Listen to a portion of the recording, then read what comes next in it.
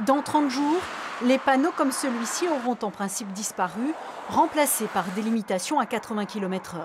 Même si le décret d'application n'est toujours pas paru, les collectivités gestionnaires des routes ont déjà passé commande. À peine 800 pour l'ensemble de la Bretagne.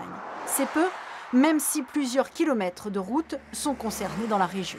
La règle est d'avoir une limitation à 90 km/h. Donc tout le monde roule à 90 km/h et nous avons des panneaux soit pour signaler une vitesse en dessous, le 70 km/h, le 50, soit parfois des panneaux à 90, souvent avant les radars pour rappeler la limitation bien sûr, et puis sur des endroits particuliers sur lesquels le gestionnaire de route estime qu'il faut rappeler la vitesse. Souvent c'est après une limitation ou après une série de limitations pour expliquer qu'on peut rouler à 90. Seuls les axes secondaires à double sens et sans séparateur central verront leur vitesse abaisser. Sur la rocade rennaise, les véhicules pourront donc continuer à rouler à 90. En Ille-et-Vilaine, entre 70 et 80 panneaux seront changés sur les routes départementales fin juin.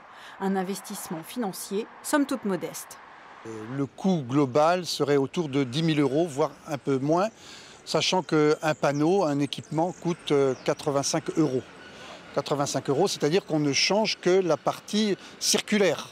On garde bien sûr tout l'équipement qui supporte le panneau.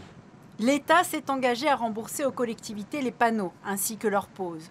À signaler qu'en Bretagne, aucune dérogation n'a été accordée pour maintenir certains axes à 90 km/h.